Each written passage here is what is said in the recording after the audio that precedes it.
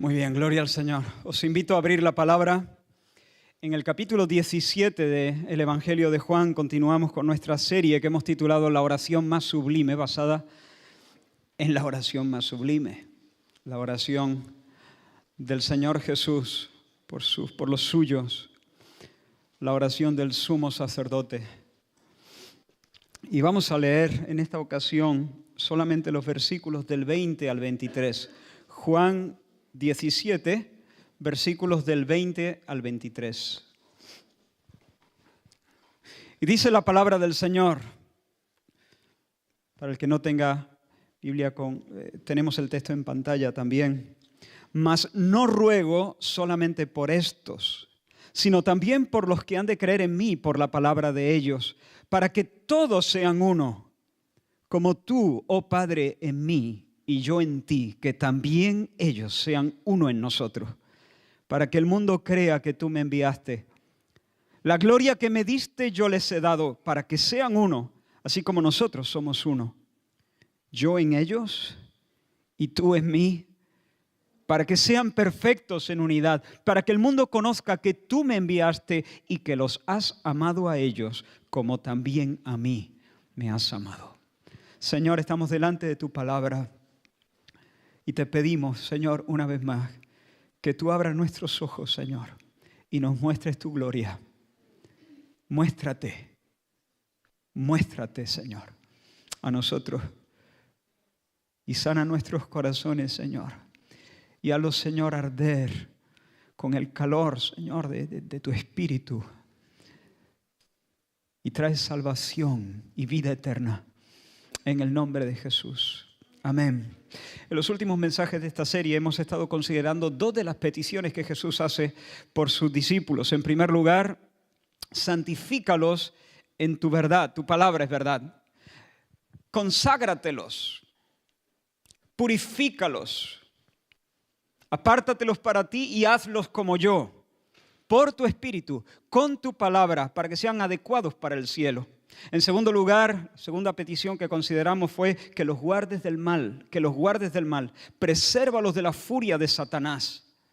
Guárdalos también de la levadura de la iniquidad que ya está operante en este mundo. No los saques del mundo, pero guárdalos, escóndelos en la torre de tu nombre. Manténlos anclados en el conocimiento de ti, para que no se aparten, para que no sean vencidos de lo malo, para que su amor no se enfríe, sino que permanezca flamante. Y hoy queremos avanzar hacia una tercera petición, que sean uno, que sean uno. Y quiero organizar las verdades contenidas en nuestro texto en 8 puntos. No vamos a verlos todos, pero estos son todos los puntos que quiero tratar, creo que en 2 mensajes.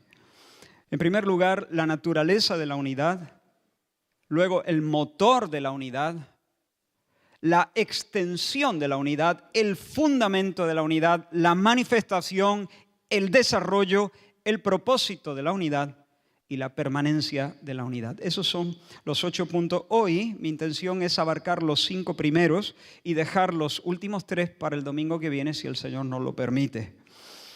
Ahora, comenzamos entonces por la naturaleza de la unidad. El Señor, está claro, quiere que los suyos sean uno.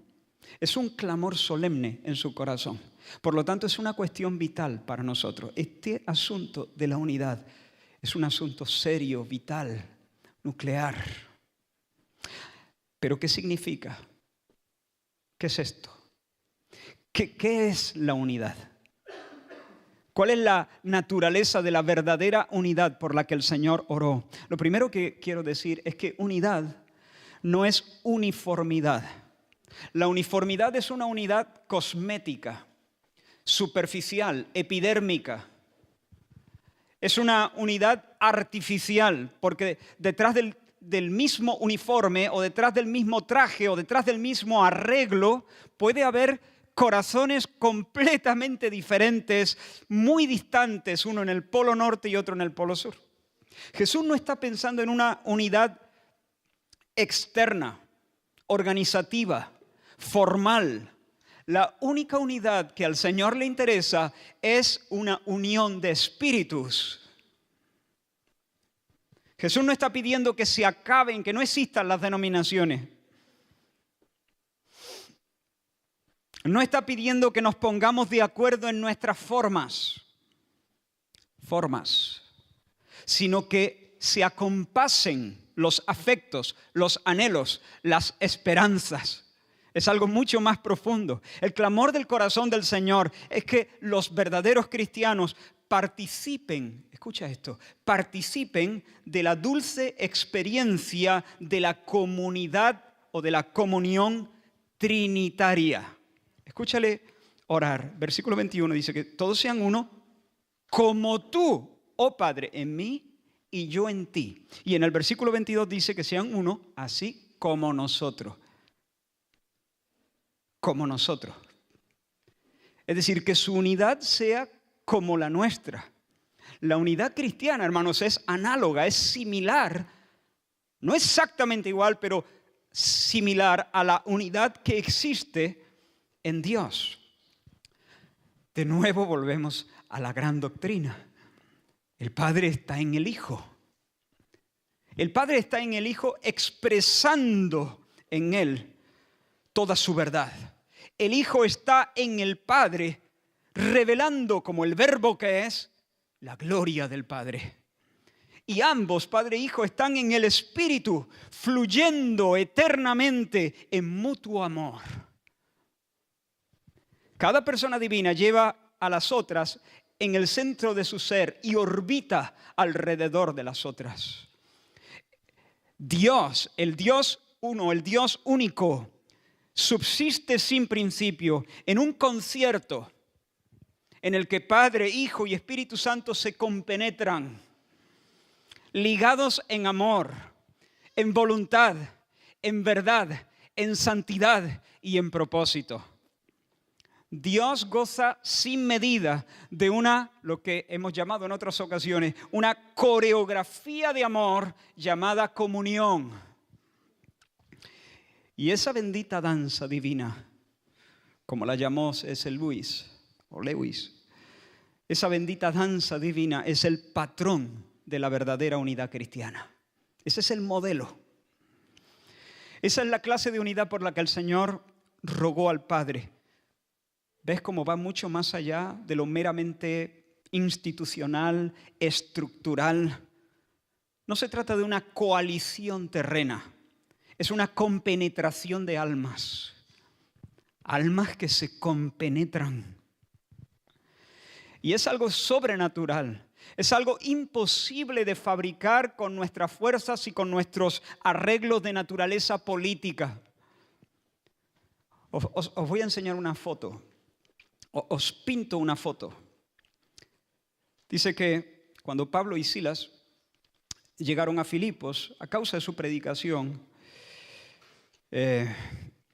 habiéndose manifestado el poder de Dios, el pueblo se levantó contra ellos y después de haberles azotado mucho, nos cuenta Lucas en el capítulo 16 de Hechos, los echaron en la cárcel, mandando al carcelero que los guardase con seguridad. Y el carcelero, recibido este mandamiento, dice la palabra que los metió en el calabozo de más adentro y les aseguró los pies en el cepo. Y ahora presta atención.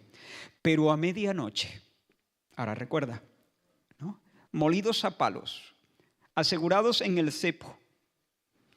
Tú que no te puedes estar quieto ni un segundo en la cama, si te pica algo te tienes que cambiar de postura. Asegurados en el cepo. Maltratados. Dice, pero a medianoche orando Pablo y Silas. ¿Te los puedes imaginar? Empiezan a orar los dos allí en el calabozo más hondo. Dice, orando Pablo y Silas, cantaban himnos a Dios y los presos les oían. Ahora, imagina la escena. Intenta meterte allí con tu imaginación en el calabozo de más adentro. Sus corazones de repente rebosan en himnos a Dios. ¿Los escuchas cantar? ¿No? El Señor es mi pastor. No sé si cantaron el Salmo 23 o algún otro salmo.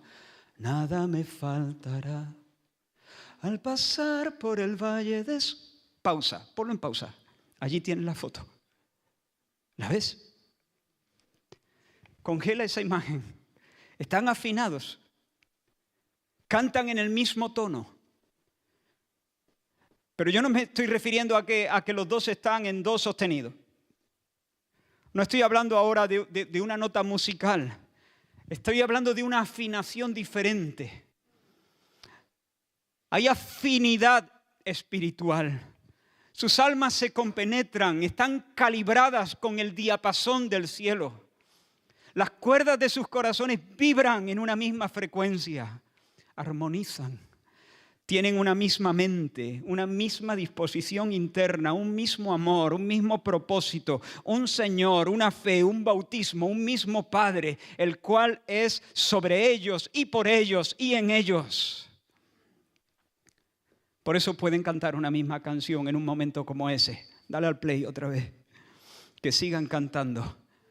Al pasar por el valle de sombra y de muerte, mirad cuán bueno y cuán delicioso es habitar los hermanos juntos en armonía.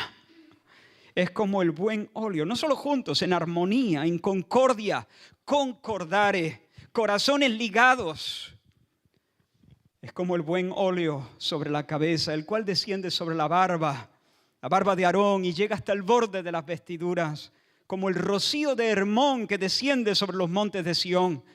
Porque allí, dice el Salmo 133, porque allí envía el Señor, donde hay verdadera comunión fraternal, envía el Señor bendición y vida eterna. Y vaya si hubo bendición y vida eterna ese día en el calabozo, en la cárcel de Filipos.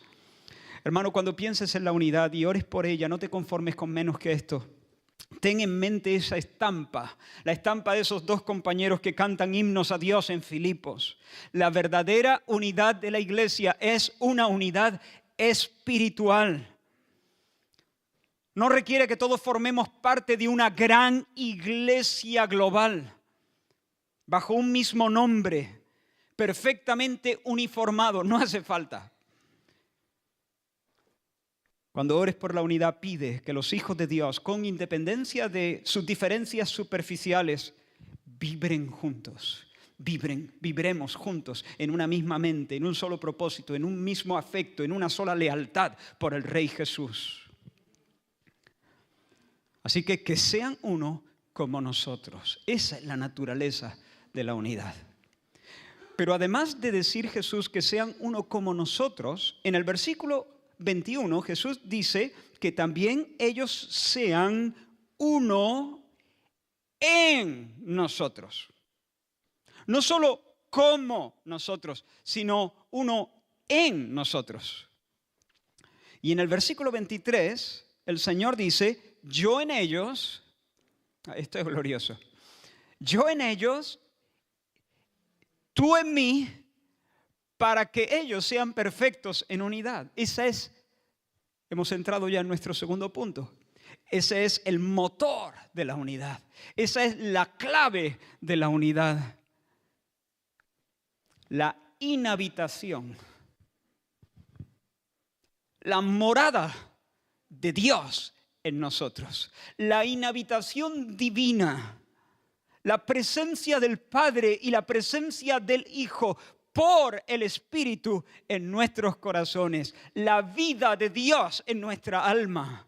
Cristo en nosotros. Y no solo Cristo en nosotros, porque en Cristo está el Padre. Y cuando Cristo es en nosotros, entonces el Padre es en nosotros. Vendremos y haremos morada con Él, el Padre y yo, por el Espíritu, el Dios trino en nosotros.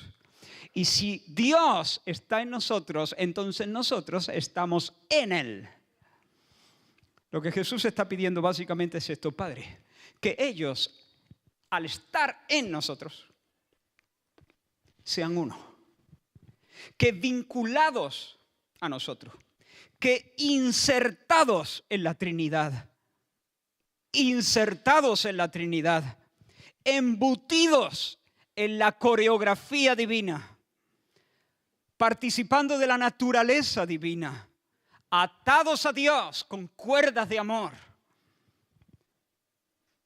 ellos experimenten la unidad, la verdadera unidad, y perciban y experimenten que lo que les une a nosotros también suelda sus almas, las funde en una. El corazón de Pablo, hermanos, está cosido al corazón de Silas con un hilo invisible que no se puede romper.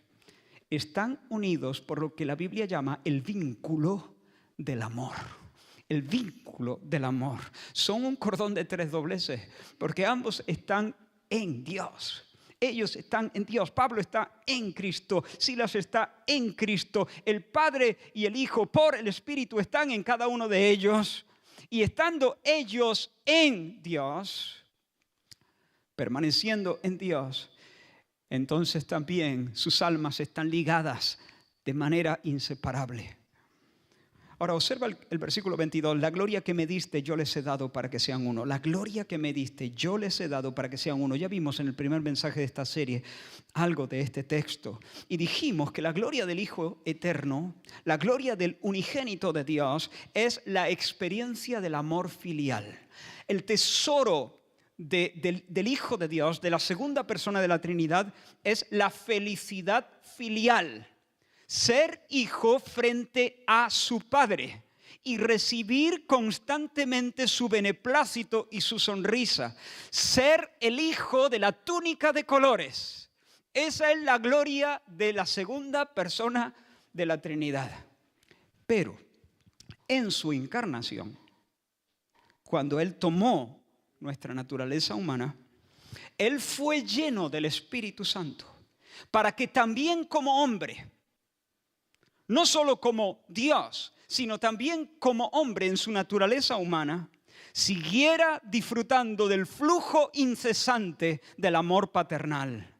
La gloria del hombre Jesús es que por el Espíritu, su Abba, su Padre, estaba en él, besándole, aceptándole, caminando con él al aire del día. Y esa es la gloria que Jesús nos comparte. No su gloria como la segunda persona de la Trinidad. No su gloria divina, porque el ser divino de Dios no comparte su gloria con los hombres. Pero Él nos comparte sí esta gloria que recibió en su encarnación como hombre. Por eso, en virtud de su obra, hermanos, esto es importantísimo. Espero que el Señor me dé la capacidad, por lo menos para no enredarlo. En virtud de la obra de Cristo, el amor de Dios ha sido derramado en nuestros corazones por el Espíritu Santo que nos fue dado. Esa es la gloria que recibió el hombre Jesús. Esa es la gloria que Él comparte con todos los suyos. El Espíritu Santo que nos ha sido dado para que nuestro Abba también more en nosotros y su amor llene todos los rincones de nuestro ser. Hermanos, esto es glorioso. El espíritu que vibraba sobre la faz del abismo ahora vibra dentro, como un río de agua viva que salta para vida eterna. Y nos da testimonio ese espíritu de que ya no somos extranjeros y advenedizos. Ahora somos hijos amados. También nosotros somos los hijos de la túnica de colores. Y por ese espíritu que mora en nosotros, somos introducidos al banquete de los hijos. Mira este texto. A todos nos dio a beber de un mismo espíritu. El banquete de los hijos, ahí lo tiene. A todos nos dio a beber de un mismo espíritu. Y de esa manera, bebiendo de un mismo espíritu, somos sintonizados todos en la frecuencia del cielo. Somos afinados todos con el diapasón celestial. De esa manera, el Espíritu en nosotros nos convertimos en un campamento de Dios. El lugar de la Shekinah, el lugar de la presencia divina. Sí, hay diversidad de ministerios, hay diversidad de operaciones, hay diversidad de dones, hay diversidad de manifestaciones. Pero todas estas cosas las hace uno y el mismo Espíritu en cada uno de nosotros. El Espíritu que está en todos los hijos de Dios. Hermanos, no somos un muñeco de plastilina, donde las partes están superpuestas, ligadas entre sí en virtud del adhesivo del propio material, que no es mucho. La plastilina tampoco pega demasiado, ¿no? Tiene una propiedad adhesiva, pero digamos débil. Supongo que todos en algún momento habréis hecho un muñeco de plastilina, ¿no? Espero.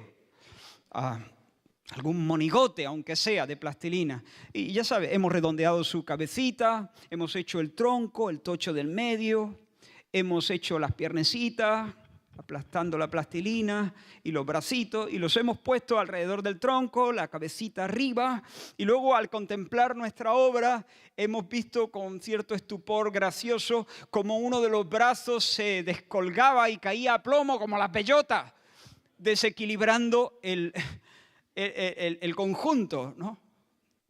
Los más listos, los más profesionales, los que tenían más experiencia, se ayudaban de palillos de dientes y los partían y pinchaban la plastilina y unían parte con parte, pero bueno, aún así el muñeco no se le podía tocar mucho. Es mejor mirarlo. ¿Por qué? Porque las partes del cuerpo estaban unidas de un modo artificial. Ahora, una pregunta, ¿qué pasaría si a ese muñecajo de plastilina lo pudiéramos animar? Es decir, si milagrosamente pudiéramos infundirle un ánima. Si pudiera ser un muñeco animado, pero con alma, entonces ese ensamblaje se convertiría en una unidad no artificial, una unidad orgánica, una unidad vital. Y podríamos incluso bailar con el que ya no sería un muñeco. Podríamos bailar con él sin miedo a que la cabeza se le cayera rodando cuesta abajo. Oh, hermanos, la unidad cristiana no es una unidad de plastilina.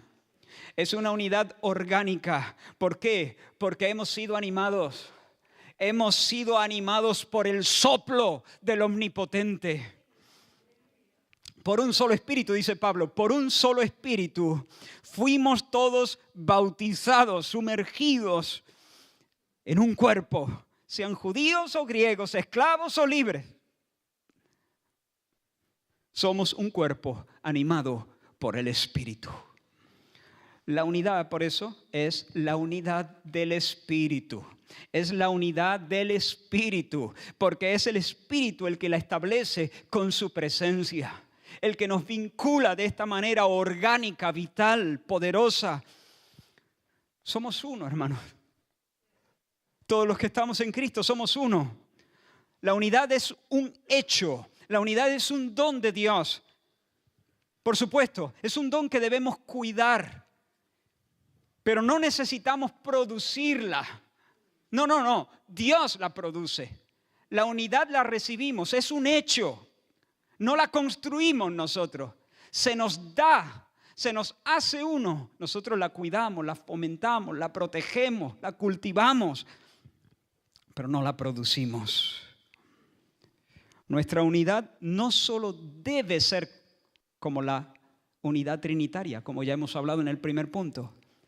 No solo debe ser como la unidad de Dios, sino puede ser como esa unidad, porque Dios ha venido a nosotros en su poder para ser el motor que la dinamiza. Cuando el Dios que danza se nos mete dentro, nos convertimos en una comunidad danzante. Por el Espíritu quedamos imantados hacia Dios y por lo tanto nos acercamos unos a otros. Si yo pusiera 4 personas en las 4 esquinas de esta sala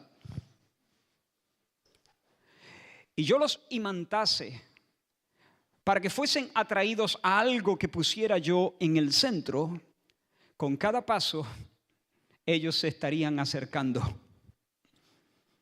En la medida en que avanzan hacia el centro, se van acercando entre ellos también. Es imposible que se acerquen al centro sin reducir la distancia entre ellos. Eso es lo que nos ha pasado. Eso es lo que ocurre cuando el Espíritu Santo nos sella, se adueña de nosotros. Nos pone de cara a Dios, nos imanta hacia la gloria de su nombre y nos guía en medio de esta vida. Con cada paso se profundiza nuestra experiencia de unidad con el resto de peregrinos que caminan a nuestro lado. Hermanos, en breve vamos a celebrar la Santa Cena. Y en un sentido, hermanos, por mi manera de ser, me incomoda pedir que algunos se abstengan. Bueno, estos símbolos, el pan y el vino, solamente es para aquellos que... Sí, a veces me siento un poco incómodo de hacer eso por mi forma de ser, pero saber estas cosas no me deja hacer sino decir la verdad. Y la verdad es que esta comida es una comida familiar. Una de las cosas que estamos expresando por medio de la participación de estos símbolos es que estamos unidos por lazos más fuertes que los lazos de sangre. Por tanto, este no es un lugar inclusivo, este es un lugar exclusivo.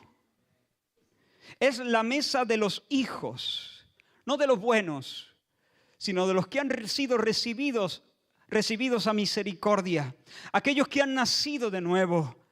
Dice la palabra, el que se une al Señor es un espíritu con Él. Los que se han unido al Señor y ahora son un espíritu con Él. Y que por la presencia del Espíritu Santo en sus corazones tienen infundido el amor de Dios en sus pechos. Dar lugar a cualquiera en esta mesa es menospreciar este milagro y es atentar contra la unidad cristiana. He oído de pastores que reciben a todos. Sencillamente no entienden lo que significa esta comida, no entienden lo que significa la iglesia, no saben lo que es la unidad. Que el Señor les ayude y les alumbre. Así que hemos visto en primer lugar que la unidad por la que el Señor ora no es material, no es estructural como la unidad de una organización bien engrasada, es espiritual como la unidad que Dios disfruta en el seno de su ser trino. Por otra parte, hemos visto que es la unidad del Espíritu. Él es el creador y el dinamizador de esta realidad.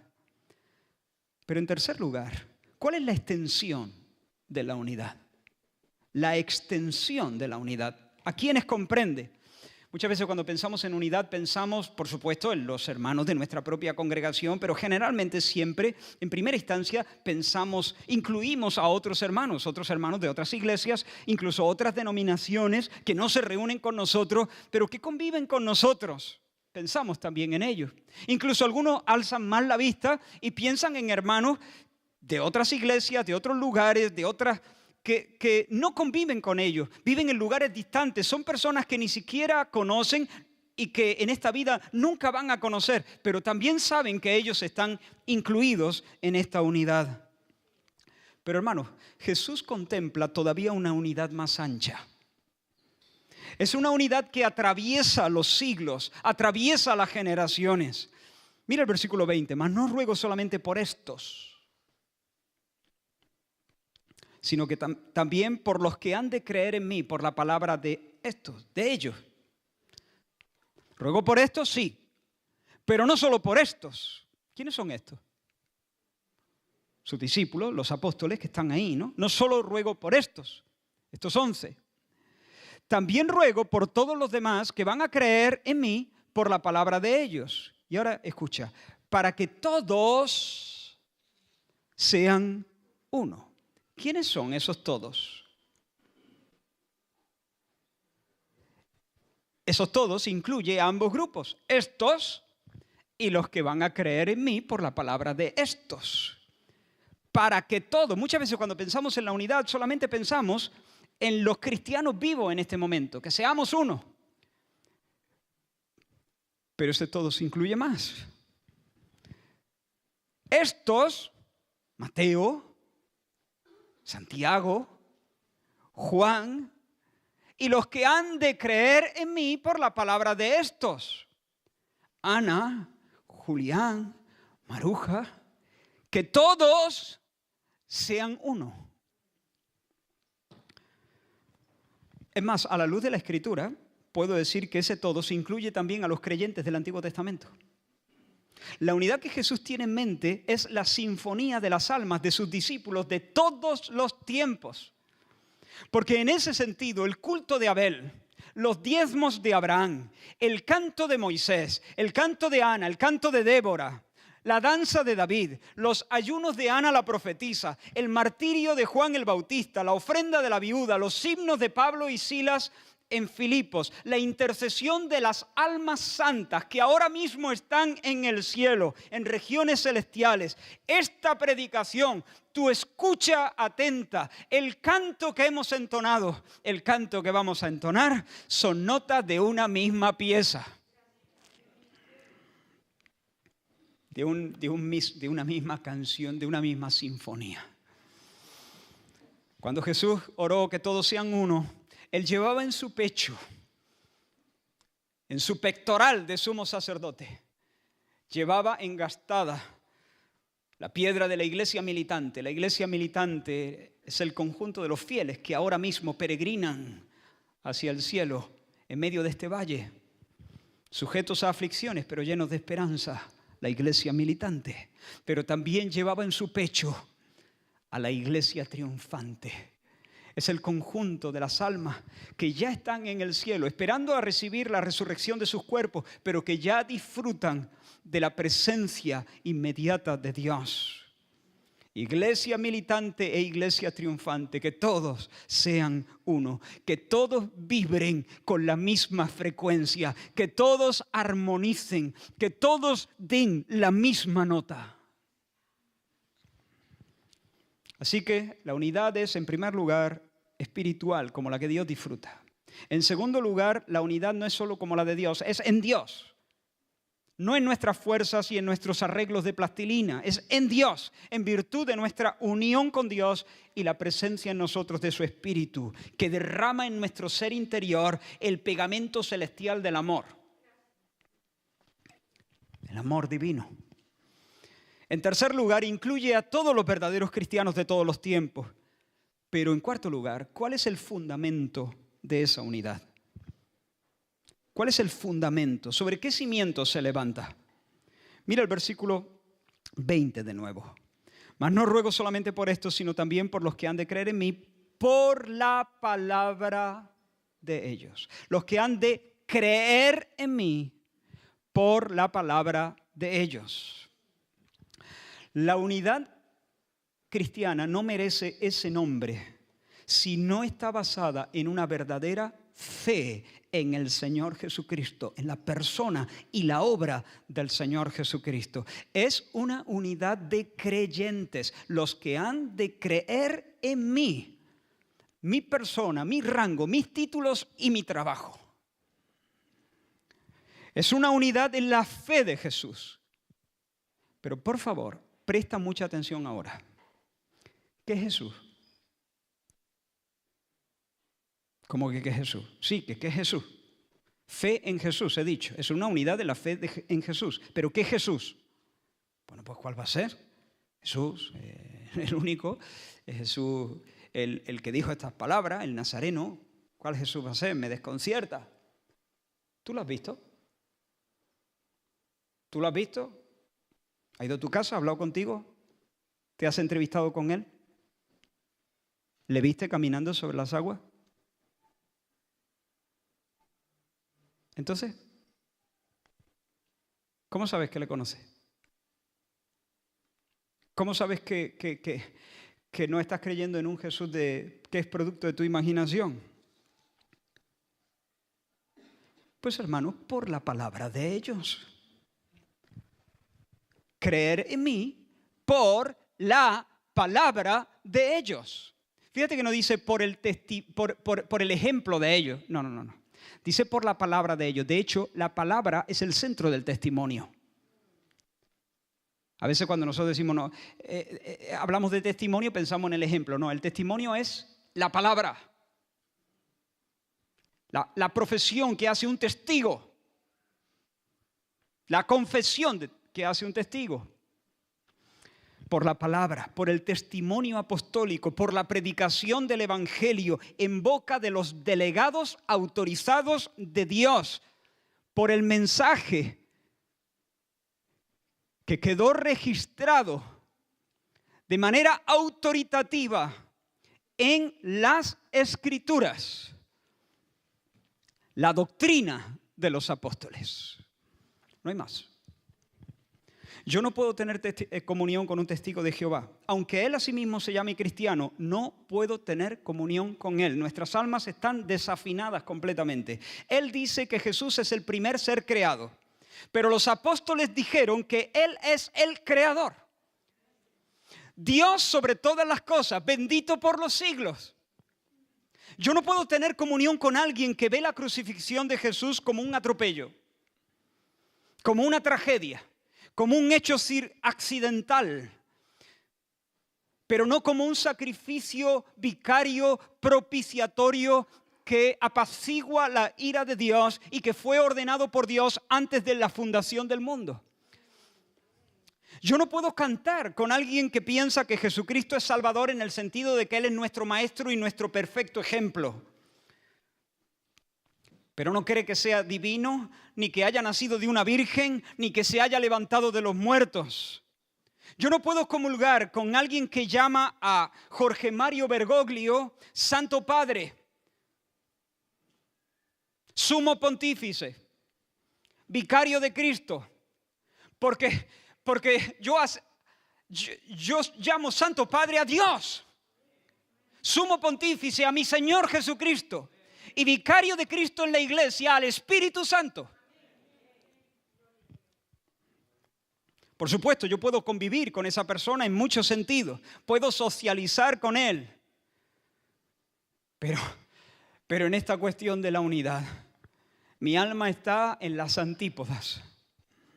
Siento que hay un abismo insalvable con alguien que piensa que la Biblia no es el registro divino de la revelación, sino que es el testimonio humano de experiencias religiosas de un pueblo. No puedo, estoy totalmente desafinado con esa persona, aunque se llame evangélico, aunque sea un evangélico con pedigrí, no puedo tener compañerismo espiritual con esa persona. Hermano, nuestra unidad se erige sobre la tierra de la verdad revelada. La doctrina apostólica acogida en nuestros corazones se cimenta sobre la palabra de la cruz. Es una unidad en la verdad, un cuerpo y un espíritu. Efesios 4, como fuisteis también llamados en una misma esperanza de vuestra vocación.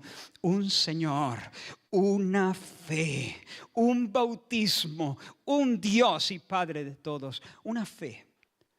Un Señor, una fe. Cuando ahí el apóstol Pablo habla de fe, no está hablando de nuestra creencia en Dios. No está hablando de la fe subjetiva que yo deposito, la confianza que yo deposito en Dios. No. Aquí Pablo no está hablando de eso.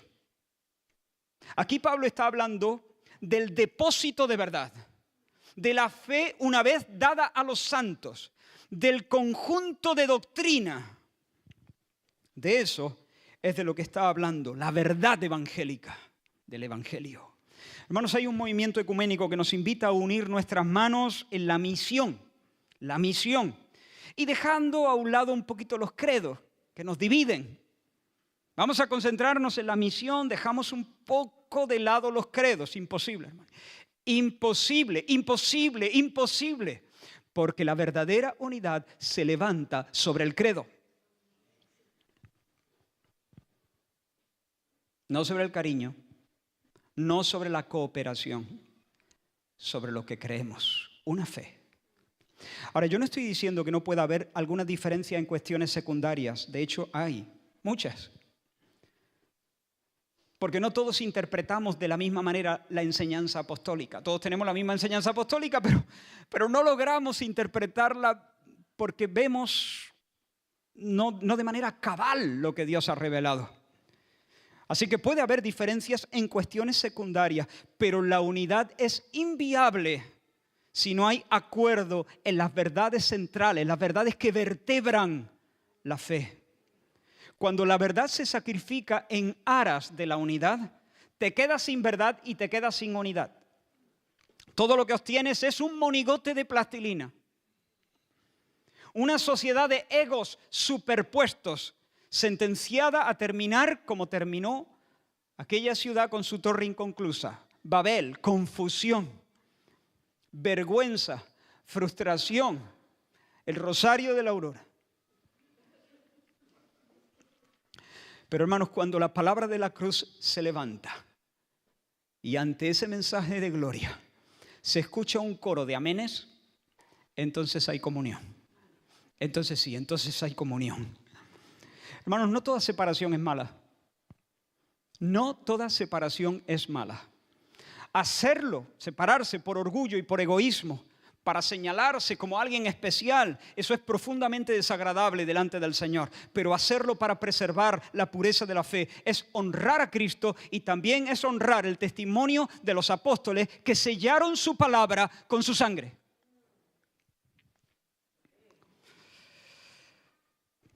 Y pasamos al último punto. He dicho que cuando los corazones responden amén ante la palabra de la cruz, hay verdadera comunión.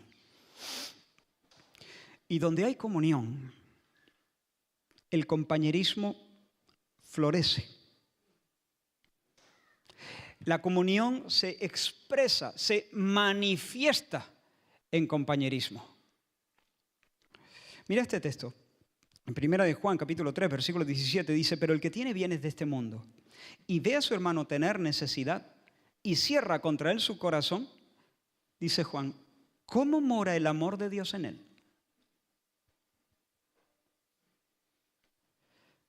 Mira el razonamiento del apóstol. Si ve al hermano pasar necesidad y pasa olímpicamente y cierra contra él su corazón, ¿cómo mora el amor de Dios en su corazón, en él? ¿Será que el amor de Dios ha sido derramado en su corazón por el Espíritu Santo que le ha sido dado? No parece. Porque si Dios hubiera hecho morada en él por el Espíritu y el amor divino estuviese animándolo, insuflándole, si la vida de Dios corriera en su alma, actuaría de otro modo. ¿Veis el razonamiento? Si el amor está por la presencia del Espíritu, el corazón se abre y la mano se extiende para dar. En diferentes grados. Podemos crecer en esto, pero de alguna manera uno no puede permanecer indiferente si es que el Señor mora en uno. La comunión invisible se hace visible, se manifiesta, se irradia hacia afuera. Viene a ser un espectáculo al mundo y el mundo la puede observar. Mira Jesús lo que dice, que sean perfectos en unidad para que el mundo conozca. O sea que el mundo nota algo. El mundo no puede ver la presencia. La presencia no la ve. El mundo no capta la naturaleza de la unidad. El mundo no ve lo que nos vincula, pero nota los resultados. El mundo sí ve los efectos. El mundo sí percibe el cariño. El mundo sí percibe la ayuda. Sí ve el servicio. Mira qué espectáculo. Hechos capítulo 2 dice que perseveraban en la doctrina de los apóstoles, en la comunión unos con otros, en el partimiento del pan y en las oraciones. Y un poquito más adelante dice, todos los que habían creído. ¿En qué? La doctrina de los apóstoles. Lo hemos leído. Todos los que habían creído estaban juntos. Qué raro, ¿no? Es que no podían no estarlo. Estaban juntos. Tenían en común todas las cosas. Incluso mira qué despliegue de potencia aquí divina, ¿no? Mira qué milagro. Y vendían sus propiedades y sus bienes y los repartían a todos según la necesidad de cada uno. Maravilloso, ¿no? Estaban juntos. Quiero sobre todo subrayar esa parte. Estaban juntos. Hermanos, dicen que dos personas que sobreviven juntas a un naufragio quedan conectadas de por vida. Esa vivencia conecta sus corazones, porque ambos conocen el miedo. Ambos conocen el frío de la noche mientras están agarrados a una tabla. Ambos han gustado de la emoción de ser rescatados de la muerte. Así que sienten que se entienden, se sienten comprendidos. Saben que cuando el otro habla, el uno entiende. Cuando el uno habla, el otro entiende. Tienen ese compañerismo especial que si tú te sumas a la conversación, no vas a lograr nunca. A menos que hayas pasado por la misma experiencia, hay algo que se te escapa. Sí, los conceptos los entiendes, pero a otro nivel te quedas en fuera de juego. Y así ocurre con los creyentes. Yo sé que, salvando los detalles personales, hay detalles en tu vida que no se parecen a los detalles de mi vida, pero salvando esos detalles que no dejan de ser circunstancias más superficiales, yo sé que tu experiencia es como la mía. Sé que conoces la convicción de pecado. Si tú estás en Cristo, yo sé que tú sabes qué es la convicción de pecado. Y yo sé que tú sabes la dulzura del perdón de los pecados. Yo sé que tú sabes el celo por la gloria de Dios. ¿Conoces eso? Si no lo conoces, entonces tú has escuchado hablar de la experiencia, pero no la has tenido. Mira este texto. Este es un texto raro, no lo traigo aquí para explicarlo. Un texto raro no, un texto, digamos, un poquito polémico, porque los comentaristas no se terminan de poner de acuerdo en cuanto a su significado. Pero ya digo, no voy a entrar en eso. Quiero destacar solo un detalle de este texto. Dice, es imposible que los que una vez fueron iluminados y gustaron del don celestial y fueron hechos partícipes del Espíritu Santo y asimismo gustaron de la buena palabra de Dios y de los poderes del siglo venidero. Y sigue hablando el escritor de Hebreo. Como digo, estos dos versículos pertenecen a un argumento que los comentaristas no se ponen de acuerdo en decir cómo debe entenderse. Pero lo que sí está claro es que el escritor de Hebreos encapsula en estas palabras lo que configura una verdadera experiencia cristiana. Mira, los cristianos son iluminados, los que gustan del don celestial, los que son hechos partícipes del Espíritu Santo, los que gustan la buena palabra de Dios, los que gustan los poderes del siglo venidero. Un cristiano, hermanos, es alguien que ha sido iluminado. Ha experimentado el dramático cambio que experimentó el caos cuando Dios dijo, sea la luz.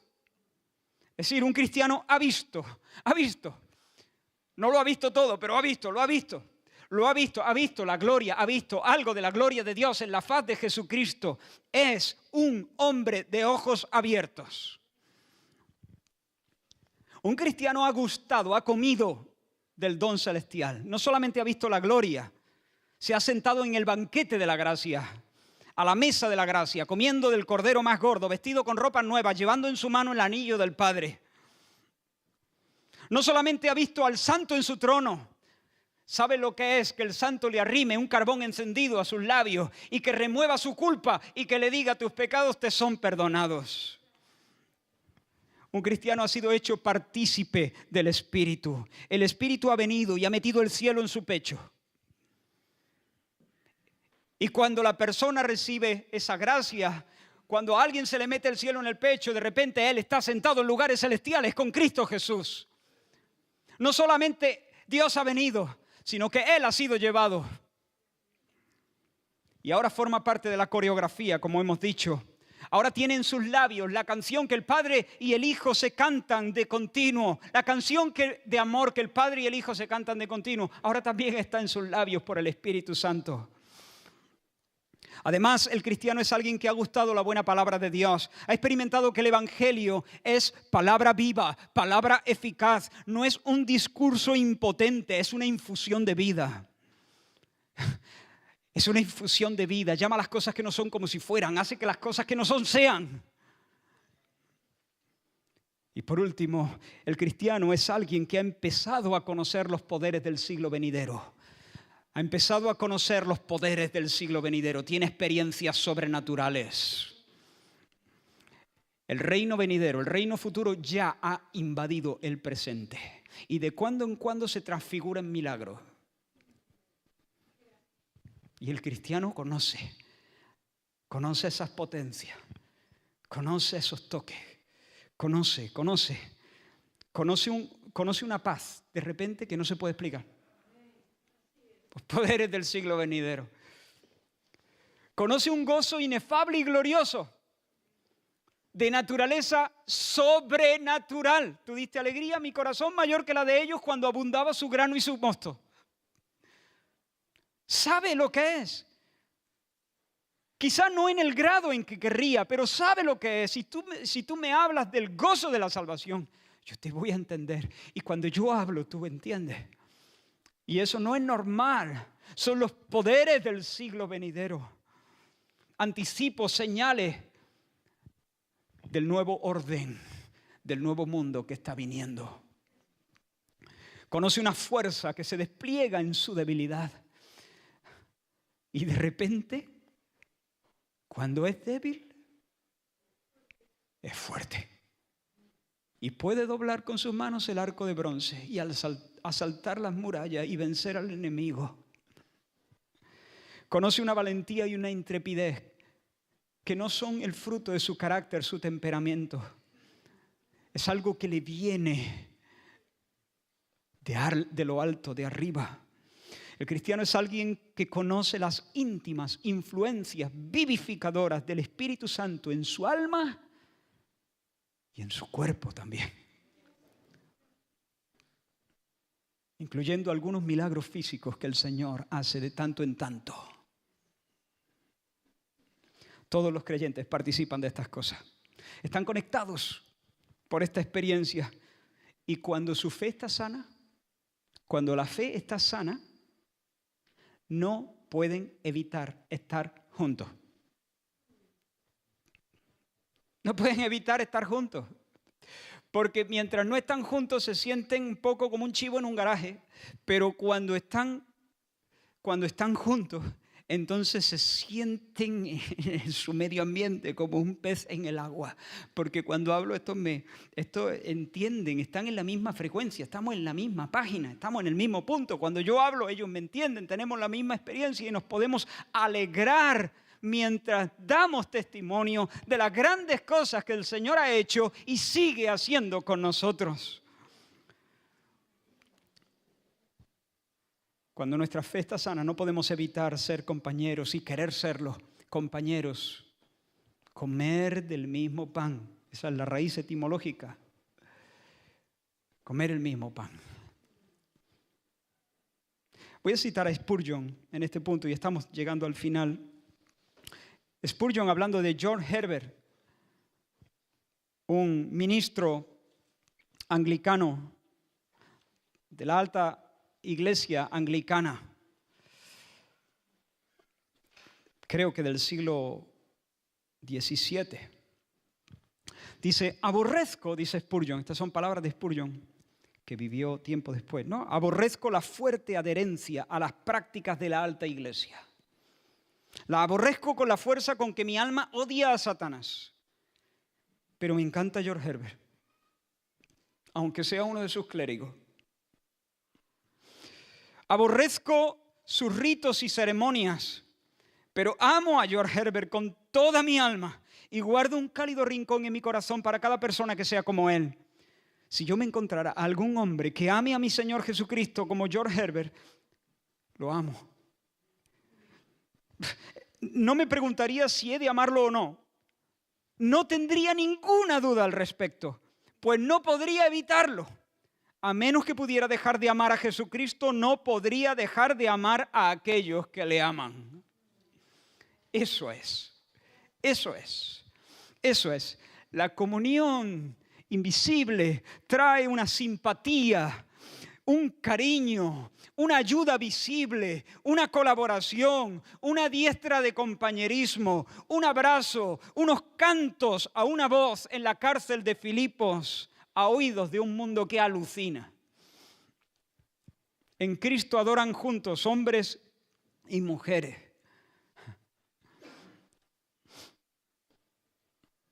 a quien algunos pretenden colectivizar, dividir, separar y poner en pie de guerra. Que el Señor los reprenda. En Cristo adoran juntos jóvenes y viejos, palestinos e israelíes, los que votan a Abascal y los que votan a Sánchez, los arminianos como John Wesley, los calvinistas como Whitefield. ¿Sabes? Yo sostengo algunas diferencias, algunas disputas teológicas en cuestiones de segundo orden, claro, con algunas personas que están aquí. Sí, no te escondas.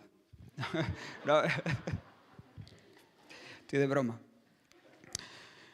Pero, hermanos, cuando yo escucho el palpitar de sus corazones por el Señor y por el Evangelio, yo los sé míos y me sé suyo. Y con entusiasmo les doy la diestra de compañerismo. Ahora, yo creo que tengo razón, ¿eh? Y estoy dispuesto a seguir discutiendo. Pero no estoy dispuesto a vender la primogenitura de la unidad. Para nuestro consuelo, el tuyo y el mío. Yo sé que tú crees que tú tienes razón, pero mira, 5 minutos en el cielo serán suficientes para que lleguemos a un acuerdo. Pero desde ya, en este minuto, mientras discutimos de tanto en tanto, no mucho tampoco, desde ya podemos celebrar la comunión, nuestra unidad ante los ojos del mundo. Yo puedo escucharte cantar, creo en nuestro Dios el Padre y en su Hijo Cristo el Rey, creo en el Espíritu Santo, Dios, 3 en 1 es, creo que resucitaste, que nos levantarás, creo en el nombre de Jesucristo, mi juez y mi abogado, sufriste en la cruz. Me has perdonado, bajaste a las tinieblas y en gloria y en poder te levantaste. Creo en nuestro Dios el Padre y en su Hijo Cristo el Rey. Creo en el Espíritu Santo. Yo puedo escuchar cantando, puedo escuchar tu corazón cantando esas palabras y alegrándote en ellas. Y hermano, yo en mi espíritu me regocijo y me alegro y puedo decirte, hermano mío, bienaventurado eres, porque esto no te lo reveló ni carne ni sangre, sino el Padre, tu Padre. Tú eres uno de los hijos amados de Dios. Tú eres uno de los hijos de la túnica de colores. Tú eres uno de los benditos del Padre que heredarán el reino. Concluimos, hemos visto que la naturaleza de la unidad es espiritual,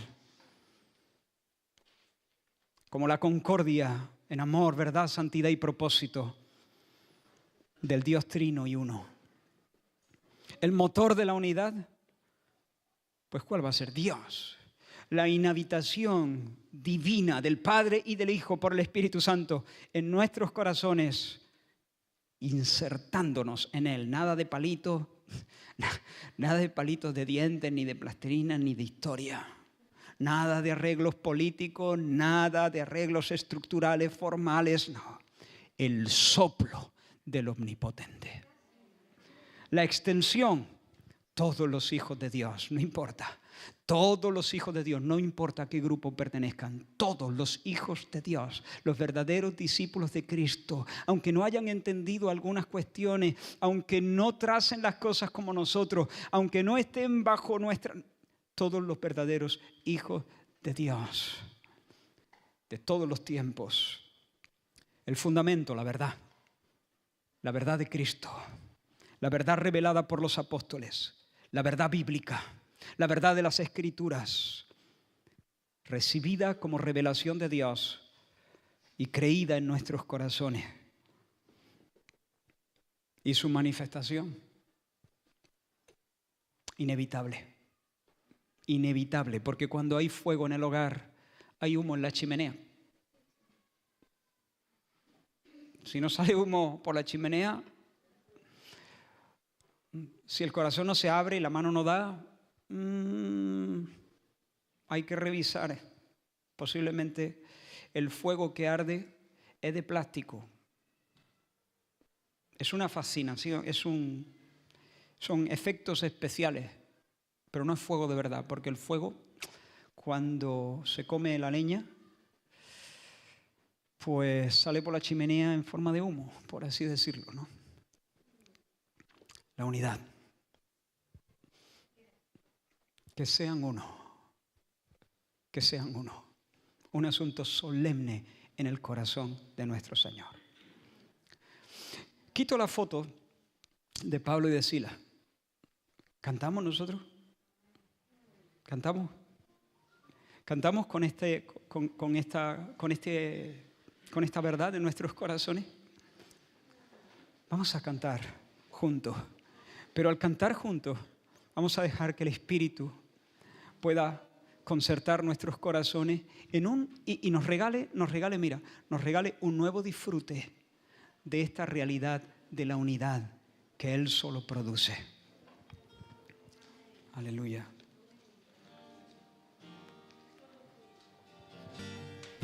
Si quieres, ponte en pie.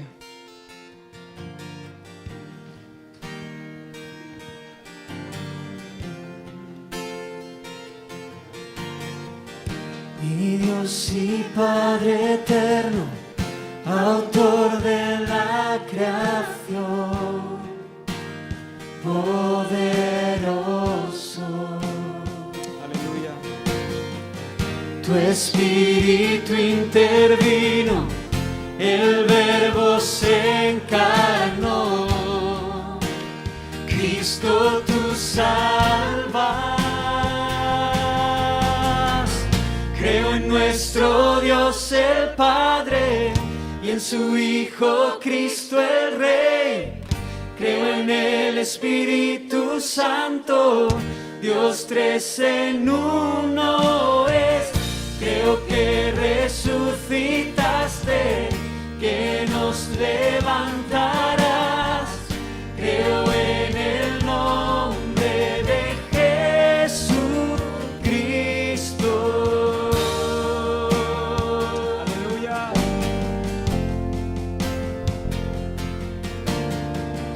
Mi juez y mi abogado, sufriste en la cruz, me has perdonado. Bendito Dios. Bajaste a las tinieblas y en gloria y poder te levantaste. Creo en nuestro Dios el Padre y en su Hijo Cristo el Rey. Creo en el Espíritu Santo, Dios tres en uno es. Creo que resucitaste, que nos levantarás. Creo en el nombre de Jesucristo.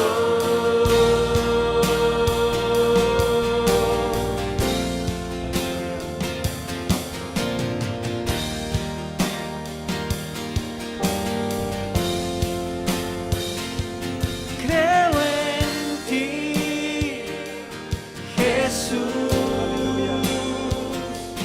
Creo que tú vivo estás.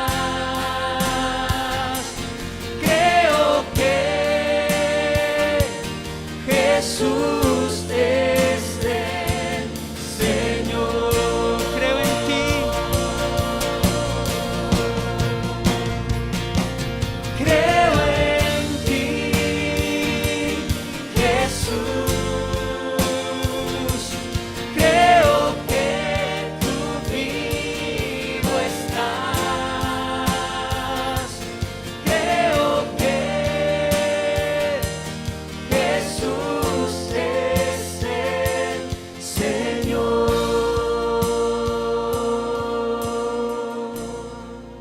Esta hay que cantarla con los ojos abiertos. Creo en la vida eterna, creo en la comunión, creo que tu pueblo es uno, creo en tu iglesia, Dios, creo que resucitaremos y en gloria volverás. Creo en el nombre de Jesucristo.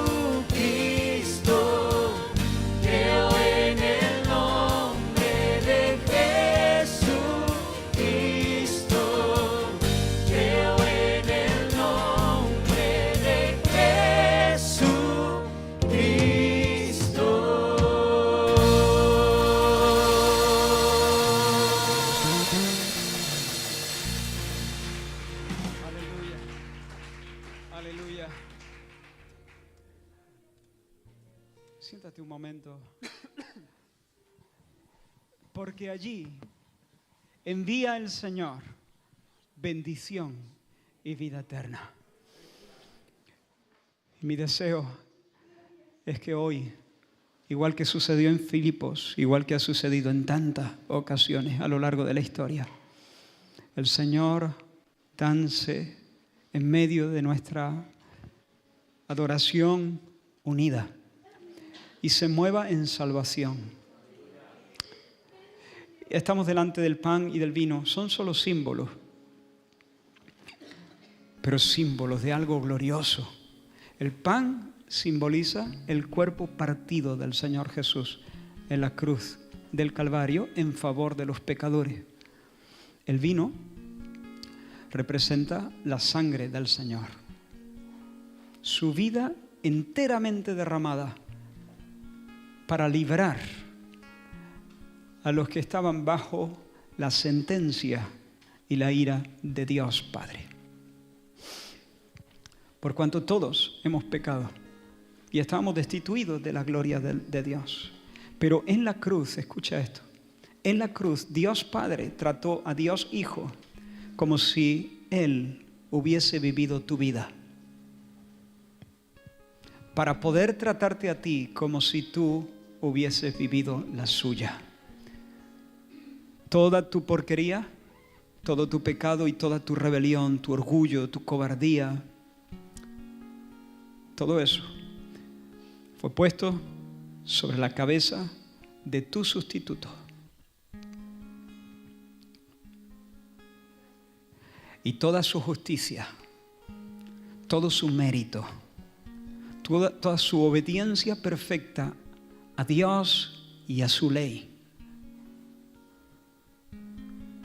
por la fe, se atribuye a todos aquellos que confían en su nombre. Todos los pecados van a ser castigados, todos.